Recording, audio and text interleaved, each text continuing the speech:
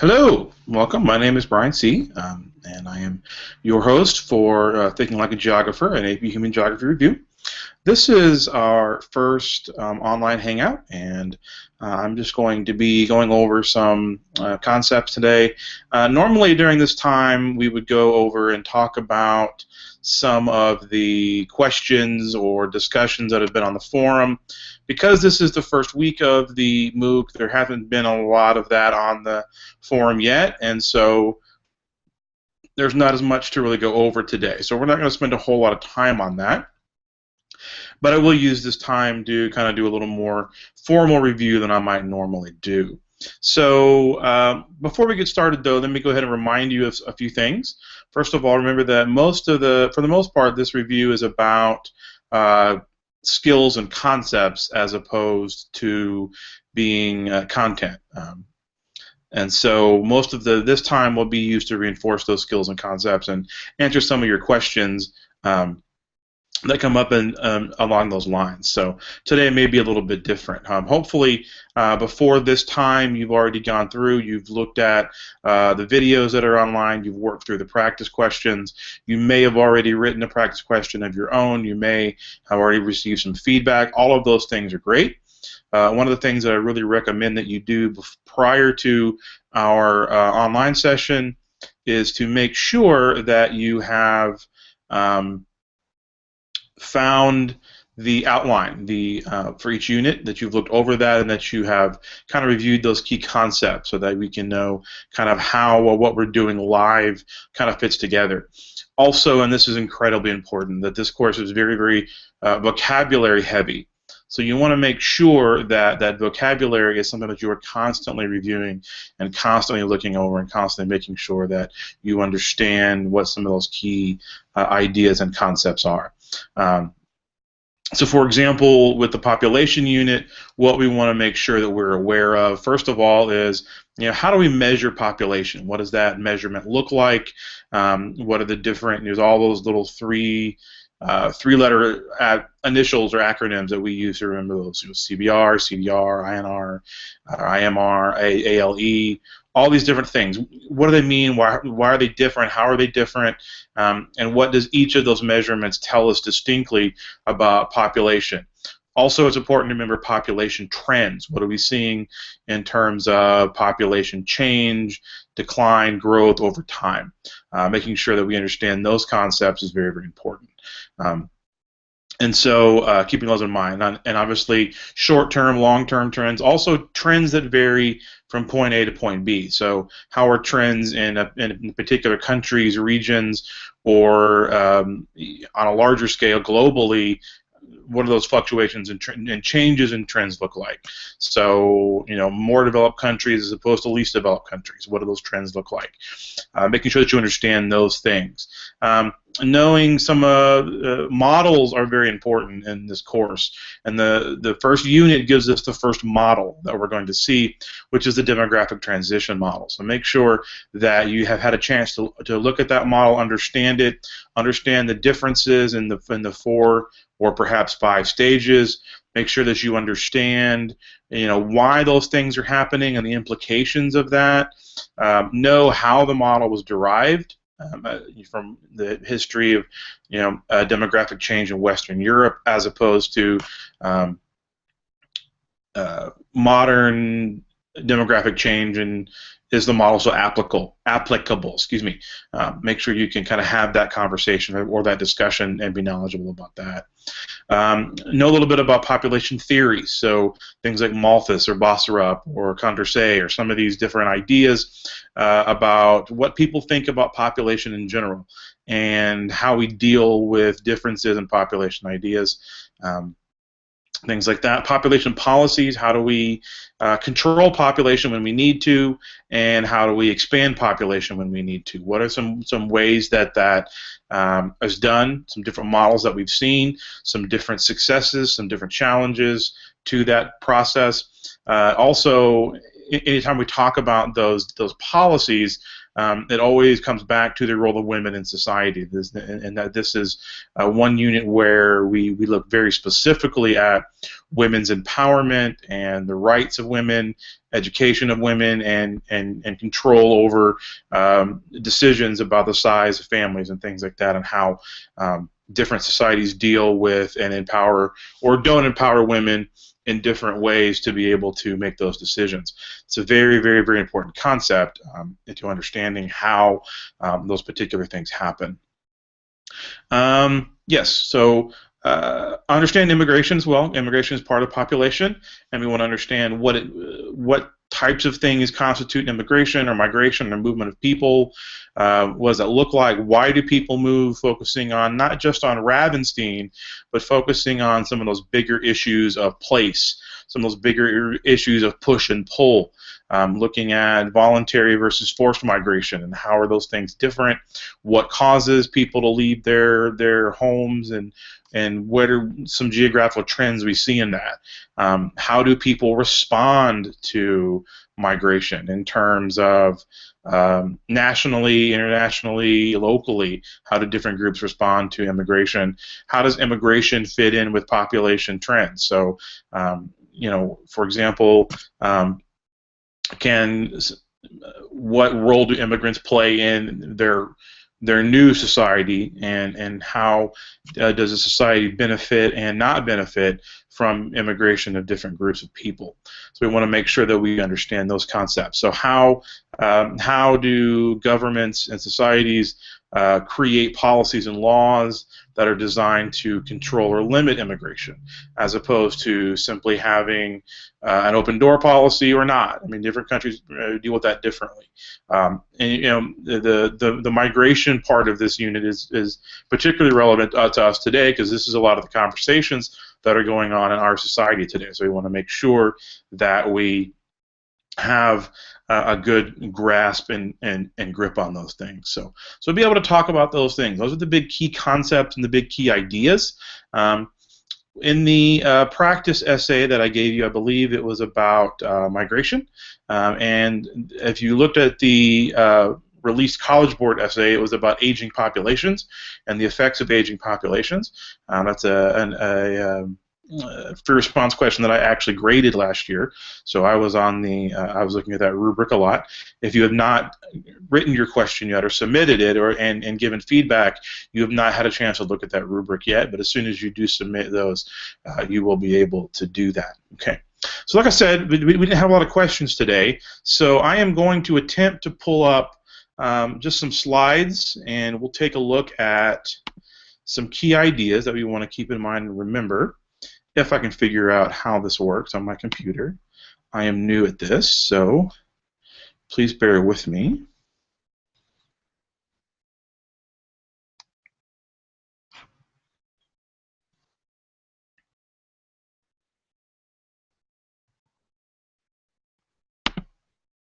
Whoops, I just had it and it went away. Where did it go?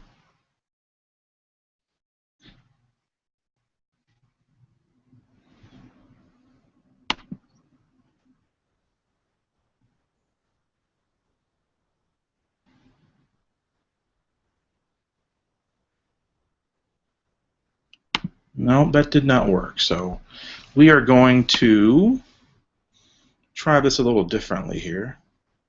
I feel like I have gone away, and that's not good. Oh, I'm back. Okay, so we'll try one more thing here, and we will go from there. All right, so I'm going to pull up some a PowerPoint. I'm not going to be able to show it to you, but I am going to go ahead and talk through it, which is going to be a little strange because you may not be able to see the things that I'm looking at, but before next week, I will figure out how to do a screen share a little better than I am right now. So hopefully you can still see me. And so one of the things that I want to talk about is a couple of key concepts that are very specific that you want to understand. And the first one is population distribution. Hopefully by this time everyone has seen a map of the world as it relates to population. And one of the things that you'll notice is that population distribution is not equal. It is widely disparate depending on where you are. And what ends up happening is we see these population clusters. And it's not hard to figure out, if you think about it for very long, why population clusters the way they do. There are four kind of main large population clusters that we look at from a historical perspective. South Asia, so India, Pakistan, Bangladesh, Sri Lanka. East Asia, specifically China and Japan, Western Europe, and of course the East Coast of the United States is our fourth one. There's also some other interesting clusters. West Africa is beginning to emerge as a population cluster as well, mainly because of the rapid population growth that's going on there, and their poor ability to their poor ability to kind of control those population trends. But if you look at a population map and you look at where these clusters are, it's not difficult to figure out why exactly they are where they are. And that is, population tends to cluster around the ability to sustain one's existence, or the ability to live in communities. And so in order to do that, you must have access to two things. You must have access to fresh water. One, because human bodies require fresh water, not only to drink, but also for number two, which is food. So what you'll find is if you look at these population clusters, they're going to be clustered around fresh water. They're going to be clustered around good arable farmland to produce food for a society.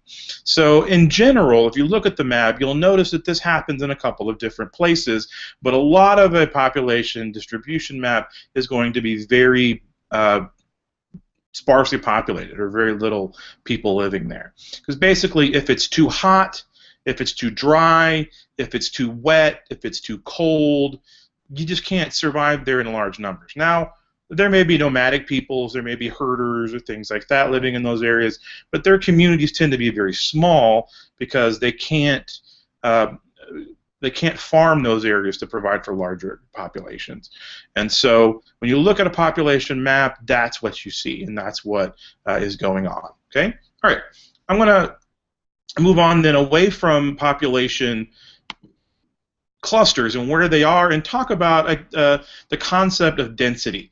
When we talk about population, we're talking about when we talk about density, we're talking about how closely are people living together. Okay, so this is Ron Washington.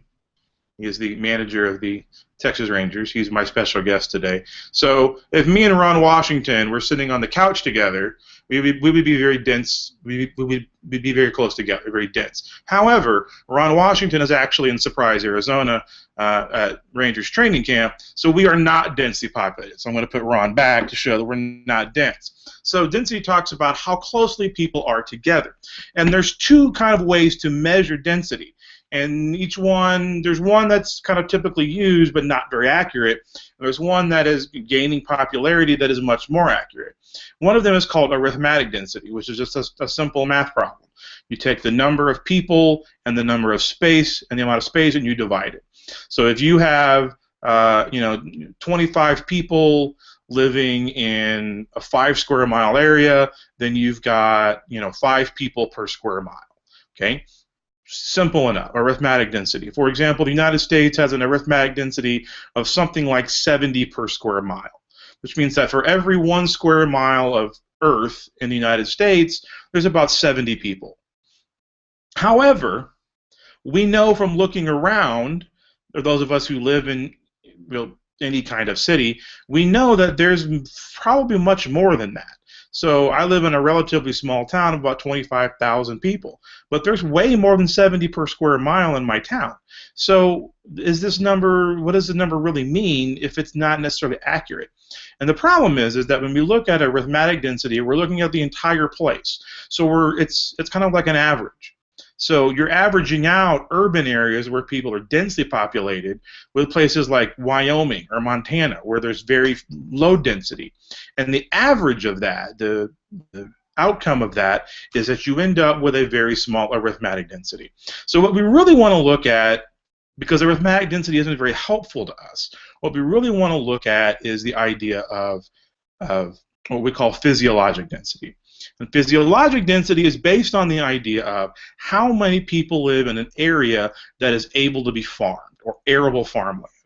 And so the answer to that really gives us a better understanding of what the Earth can sustain and what kind of population can be sustained in a particular place. For example, if we do that equation, what we end up with is that the United States has about 370 people per square miles, as opposed to just 70. Okay, and that's actually not bad. When you start looking at other countries, the number gets much, much higher. Egypt, for example, has an arithmetic density of almost 8,000 people per square mile. Because even though the country itself is quite large, everyone lives near the Nile River in order to be able to receive the water and the food that they need. So we want to be careful when we talk about density. What are we talking about? Which measurement are we looking at? But it also is important to remember that density talks about sustainability and the ability of a community to sustain itself and to be able to move from place to place and be able to gain that those advantages. Okay, I want to talk real quickly about a couple of vocabulary terms. Once again, vocabulary is incredibly important. One of those I want to talk about is fertility rate, rate of natural increase, and doubling time. So doubling time simply is the amount of time it takes for a population to double. So if we're talking about the time it takes for the citizens, the population of Sherman, Texas, which is where I live, to double, how long is that going to take, right? And what's important about doubling time is when we talk about global population. So right now the population is about 7 billion people on the planet. And so the doubling time is going to be how long is that going to take for that number to double. One of the really disturbing trends that we need to understand about this is that not only is doubling time an issue, but doubling time is decreasing, meaning that rate of doubling is happening faster and faster. So, for example, between 1900, or I'm sorry, not 1900, but between the years 1650 and 1850, so 200 years, the population doubled over that 200-year period. Well, between the year 1987 and 1999, the population added as many as it did over that 200-year period. So that doubling time is getting much, much, much closer together. And so that's an important thing to remember. We also want to talk, though, a little bit about this idea of total fertility rate, because we need to understand how these numbers are derived. So, for example, the total fertility rate is simply an issue of how many children is a woman expected to have. And that's going to vary from culture to culture, and we'll talk a little bit more about why that varies here in a bit. The other important thing to remember is the idea of infant mortality rate. And this isn't something that we think about very much here in the United States, even though our infant mortality rate is significantly higher than some countries like us, like Eastern Europe, like Western Europe. Our rate is much higher. But in the underdeveloped world, or the less developed world, or LDCs, that rate is significantly higher. And the point of those ideas of infant mortality is it tells us a little bit about what's going on in that country. So infant mortality is defined by the number of children who die before they reach their first birthday. And that's kind of sad to think about. But it is very informative to us to understand, okay, what's causing this? Why would we have high numbers in different places? It tells us a lot about the nutrition available to mothers. It tells us a lot about access to health care. It tells us about the sanitation situation in the country in terms of ability to treat diseases and things like that, especially when babies are very young. Do they have access to immunizations? Do they have access to the things that they need in order to grow and be healthy? And so IMR is a very important measure for telling us that information. All right, the other couple of things that are important to think about, and there's lots of different measures for population, but the other two that we want to be familiar with are crude birth rate and crude death rate, and just keeping in mind that these kind of work together. Crude birth rate is how many people are entering the Earth and how many people are leaving, and what does that mean? And by themselves, those numbers aren't necessarily important. What's important is how those two numbers relate to each other. The other important thing to remember is what we call the rate of natural increase. And the rate of natural increase is simply, how did we get here? How did we as individuals go from not existing to coming to to being born? So that rate of natural increase, and that's important because we want to have a distinction between population based on rate of natural increase and population based on migration, which we'll talk about a little bit later.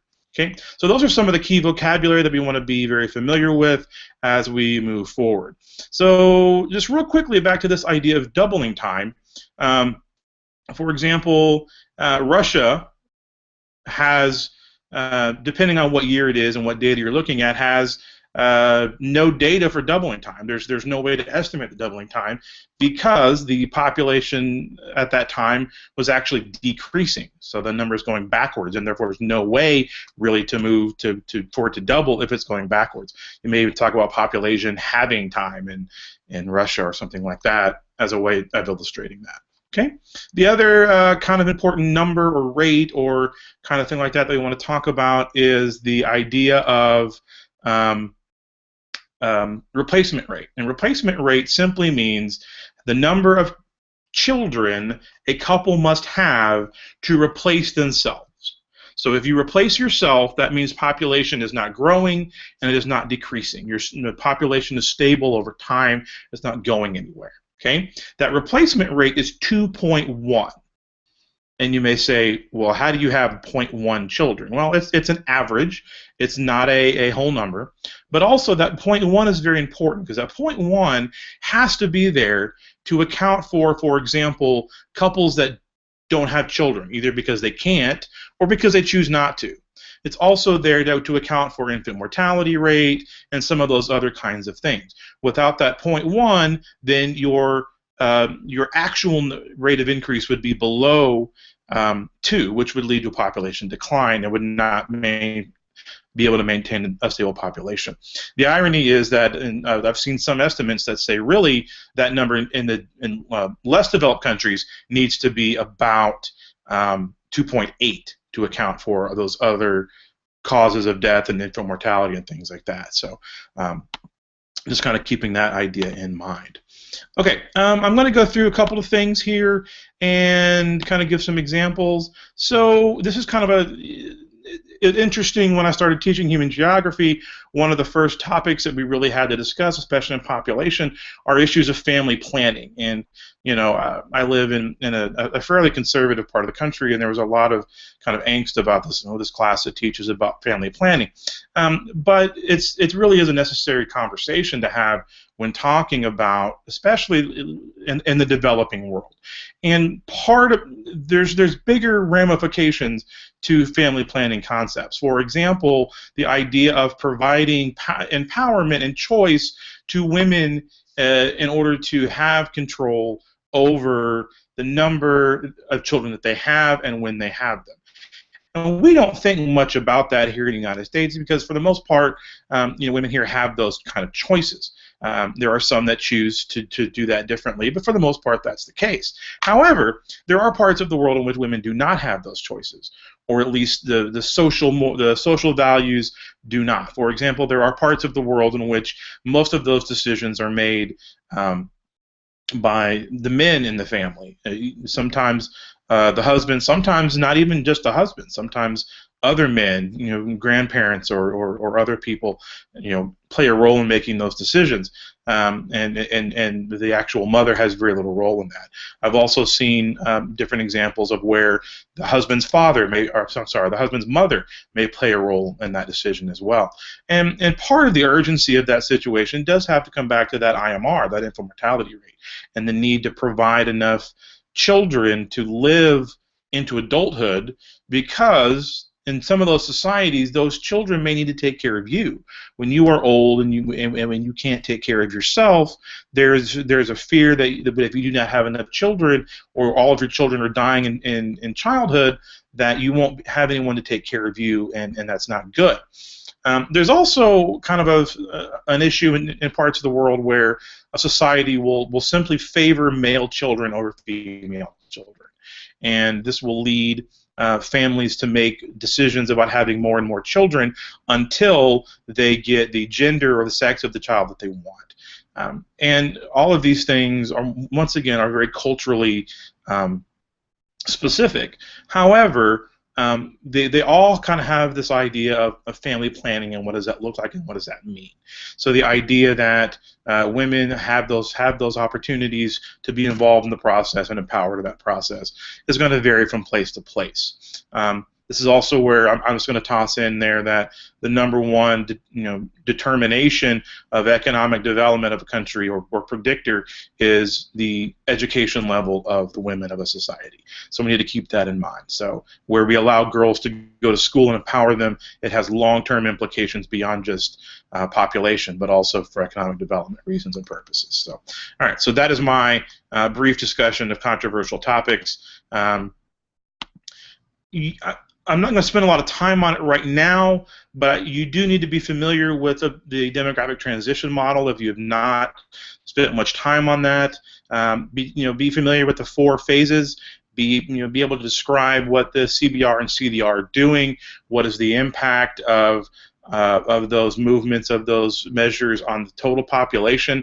And one of the things that this week's sample question, or the question that you actually did from the College Board, kind of has implications for this hypothetical stage 5.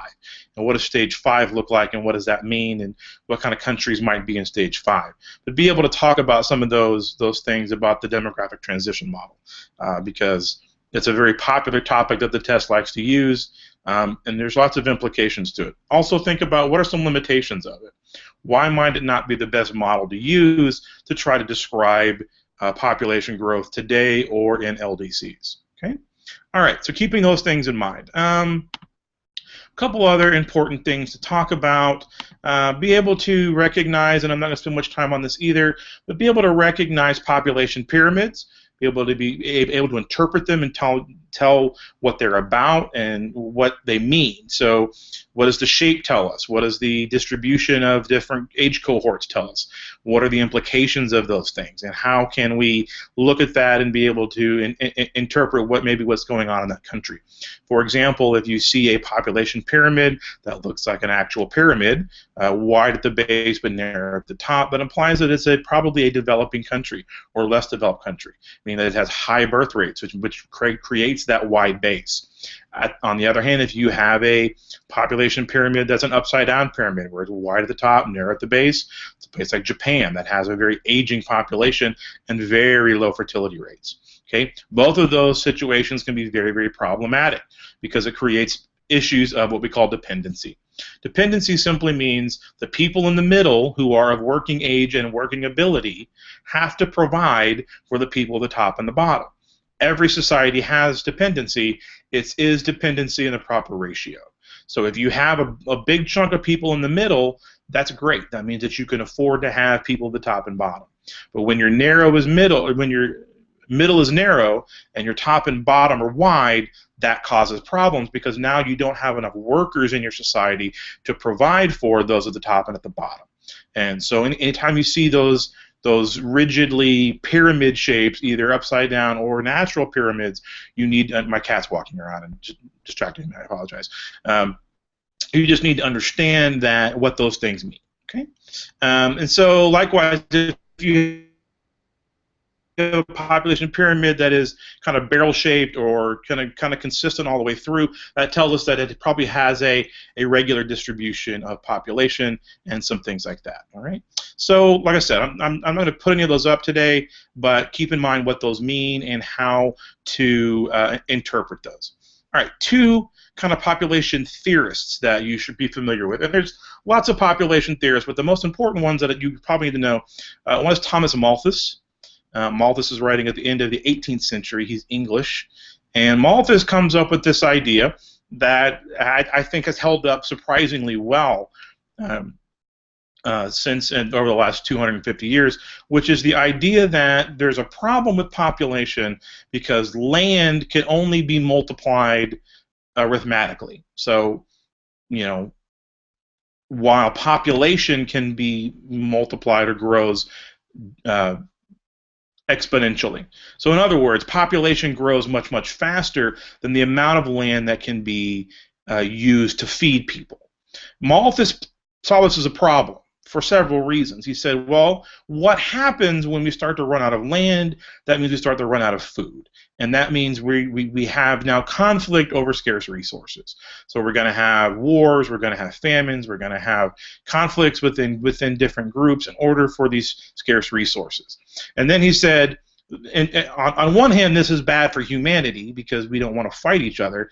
But on the other hand, it actually may be, not horrible because it will bring everything back in balance. If enough people starve to death, if enough people die from famine or from war, then you'll be able to sustain with what's left. Now, it's kind of morbid, it's kind of dark, it's kind of uncomfortable to think about that being necessarily a positive thing, and I'm not saying that it is positive. I'm saying that that would be a kind of determinist kind of attitude, that geographical determinism, that geography determines what we do. And Malthus would definitely fall into that category because he's arguing at the end of the day, I'm sorry, I just bumped the camera. At the end of the day, we cannot control the land beyond a certain point, and therefore the land will control us to that point. Another interesting theorist that I think you should think about is Esther Bosserup. Mr. Bosserup is arguing in the 1950s, in the middle of an amazing time for technology as it relates to food and agriculture, that yes, we eventually will get closer and closer to the limits of the earth, but technology will allow us to make innovations to continue forward and continue stretching those limits. And when we get to the agriculture unit, we'll talk a lot more about some of those technologies and the way science was kind of making those things happen in the 1950s and still does today. But for now, you want to talk about these two different theorists. One is Malthus, who is a determinist, while Bosserup is a possibilist. And possibilists argue that, yes, there are limits and constraints, but people do have a lot of control over those things. And Bosserup would argue that the ability to use technology to overcome some of those deficits is going to be a big issue in terms of whether or not we can or cannot do something. Okay? All right, so those are our theorists. And let's move on to a couple of concepts with migration. Let me pull up my little notes here. All right, so when we talk about migration, there's a couple of things that we want to understand. The migration happens in several different ways, and we want to understand the way scale influences migration. We tend to think about migration in terms of very large scale. So we talk about, the monarch butterflies, or the great migration of the Serengeti plain in Africa, or the African slave trade being a mass migration. And those mass migrations are significant. They're things that we need to understand from a historical perspective, especially when we look at what are those major groups. So obviously you have European immigration that has had a huge impact culturally, economically on the planet in terms of the number of people that now speak English as opposed to what they did in the 16th century. So those migrations are very important, especially here in the United States as a culture and society based on traditional European values. The impact of that immigration is huge. But also looking at more recently migrations from Asia, especially East Asian migrations in the 19th and 20th centuries, looking at some of the migrations out of India that have taken some interesting, left some interesting marks in different parts of the world. We have a lot of migration to North America from India, but also former colonies such as Britain has large Indian migration. Also, East Africa has a significant Indian population, and part of that is because of this population pressure that India has, and many of the individuals who have the means to leave a place that's overcrowded often will, if they have those means. And so a lot of people settled in former British colonies in East Africa and things like that. So keeping in mind these massive kind of movements of people historically, and be able to discuss those if they come up in one of your free response questions. But also, we tend to think of it being this massive thing. But there's also some very small, subtle things about migration that are very important. First of all, why do people migrate? Well, the number one reason people migrate is economics. People leave because they have a perception of a better economic opportunity someplace else. Whether or not that's true or not is not that's not part of the equation. It's about people's perception. And migration, I think, is an important concept to think about because it links to this a very important idea in geography, which is place. And remember that place is the characteristics that make a location or a spot on the earth unique. And when human beings inhabit one of those locations, they begin to develop a very close attachment to that location. And we call this sense of place. So the things in a place that make it feel normal or comfortable, that you have an emotional attachment to. So maybe it's your house, maybe it's the tree in your front yard, maybe it's the taco stand down the street that you go to in the summertime, maybe it's the city pool, maybe it's the woods behind your house where you go to catch rabbits. I don't know. Whatever it is, human beings develop this sense of place, and this idea that this location not only is it's not just dirt, it's not just rock, it's not just trees and grass, but this location is meaningful to me as an individual. Okay, a great example of this is people that live along the coast of the U.S., that live in places like New Orleans or South Florida. Every couple of years, what happens? A hurricane blows through, right, and it destroys homes, it floods people. People have to run and evacuate and try to get away with their lives in some cases. But without a doubt, every time there's one of these hurricanes, a few weeks later, there's stories about people who are coming back and moving back into these places, despite the fact that they're dangerous. And people always ask them, well, your house was just blown over by a hurricane. Why are you still here? The answer is this is my place. This is my home. This place is significant and important to me. Some people stay away. They're like, hey, this is the fourth time my house has been washed into the ocean. I'm just going to move. And as an inlander, I live almost on the edge of Texas and Oklahoma. I don't necessarily understand that either. But I do understand place. I do understand the sense of place and how that's important. And that's important to migration because what migration is people leaving their place. People saying, this place that I have this emotional attachment to, that's incredibly important to me, that defines who I am in many ways, I'm willing to leave. I'm willing to put it behind me and go someplace else and never come back. And that's a very important and powerful thing. What is going to drive that to happen? And what's going to make people do that? Well, that's when we start talking about push factors and pull factors. So push factors are negative things in a place that make you want to go, and pull factors are positive things someplace else. So that's a big key to what immigration is this idea of push and pull. So as you move forward, this is where we come into another very important theory and very important scholar. So when we talk about migration, the name that comes up is Ravenstein. And Ravenstein, wrote all of these laws of migration, rules that explain people's behavior in terms of migration, right? So we can kind of boil those down to maybe a handful of really relevant and most important ones. And so, for example, I'm just going to kind of talk you through some of those things. So Ravenstein's laws, basically, we're going to talk about 5 of them real quick. So the first one is that net migration amounts to a fraction of gross migration. In other words, there's a lot of migration that goes on, a lot of people moving around that doesn't end up changing anything. So I may move and come back, or I may travel for a little while and then come back, or be a temporary migrant. Okay.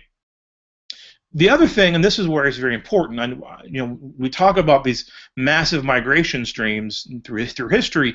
In reality, the majority of migrants move a very short distance, maybe to the next town over, maybe to another village, maybe to another state, but they don't move very far.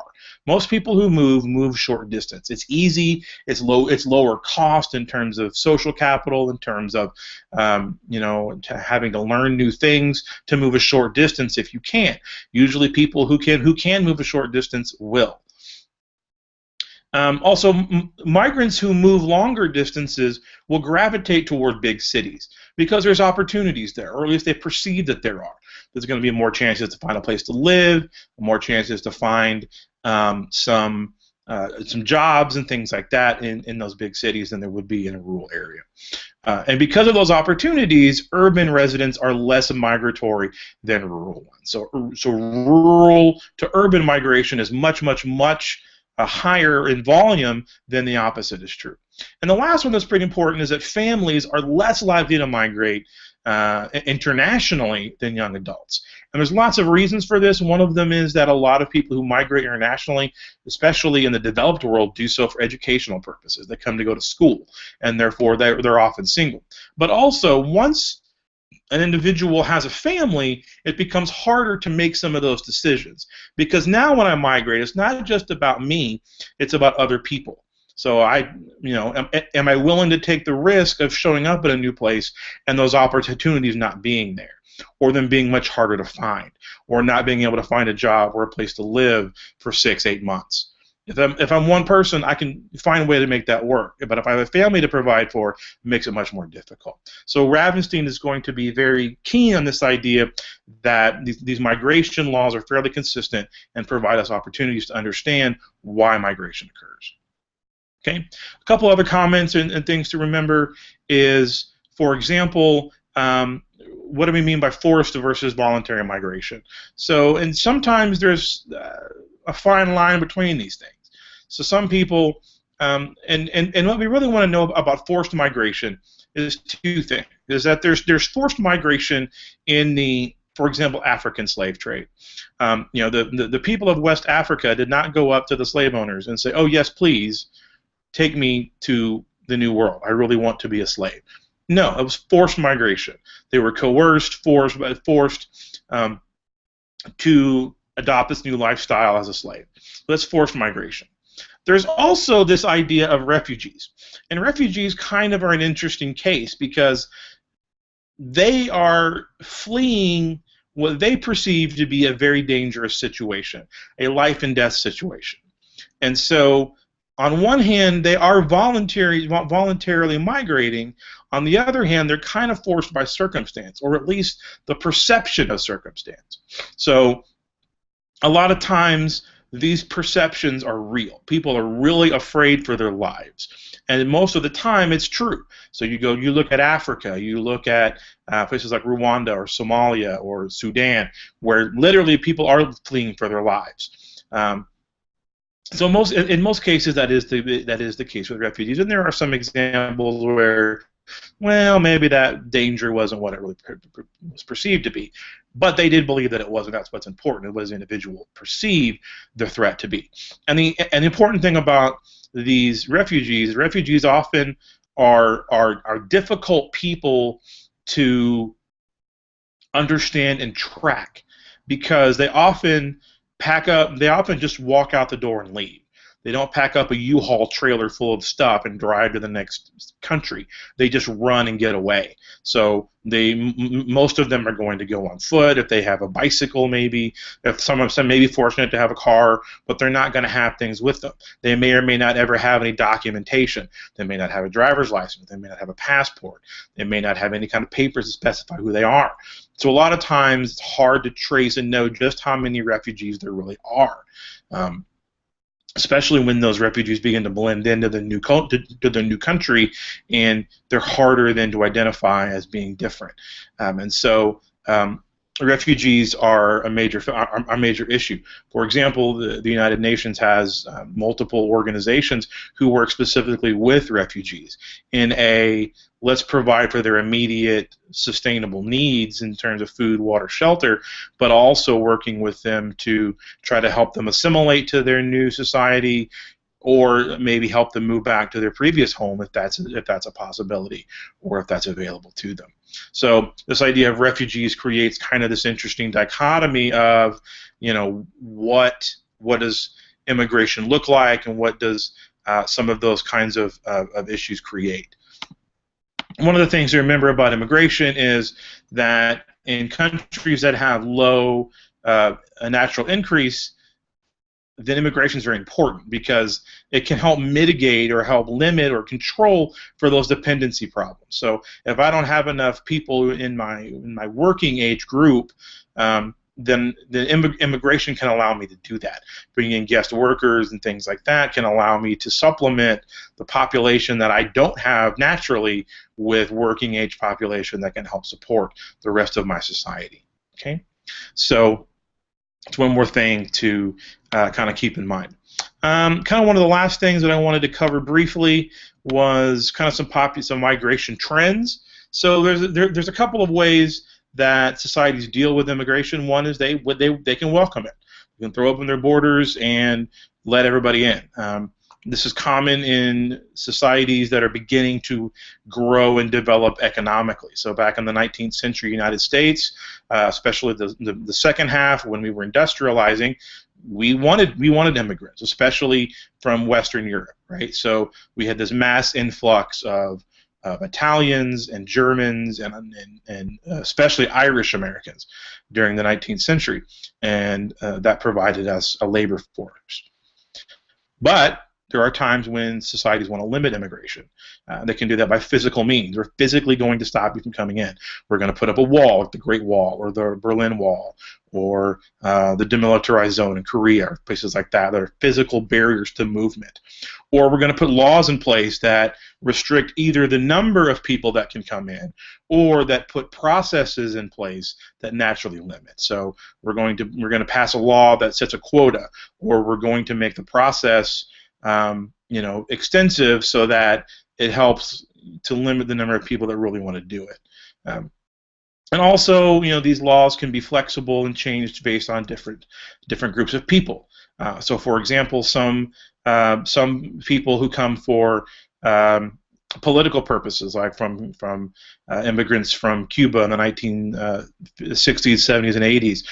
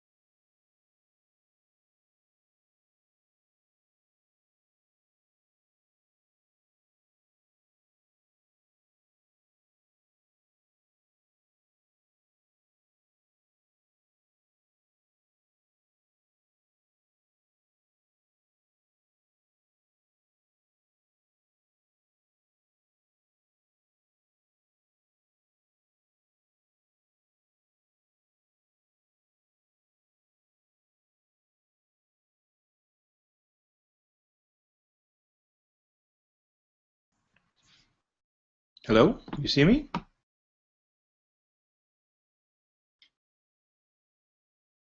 Okay, well, apparently we had some kind of technical difficulties, but I'm back for just a few more comments. I was almost done when we had our issues. So, anyway, I was talking about countries kind of making exceptions and kind of allowing groups to come in. For example, El Salvador in the 1970s and 80s during their revolution, lots of people immigrated, things like that. So policies that are put in place to try to limit migration. So, all right. The last kind of thing to remember is kind of the way that U.S. Immigration works, and so over time we've had some different groups of people. Over time, it's kind of shifted from Europeans of different types to people from other places. Now, kind of your larger groups are from Latin America and Asia. So, just keep in mind some of those trends. Okay, that's about really all that I have, and so I'm going to go ahead and let you go. Hopefully you got to go get your PJs on and brush your teeth. Time for bed. You got to get a good night's sleep. Anyway, so next week we will be looking at culture and the culture unit. Please, please, please comment on the forum. Please put questions up so I don't have to talk for an hour because it's really exhausting. But anyway, I hope you've got a lot out of this experience, and I look forward to seeing you next week. Okay, bye.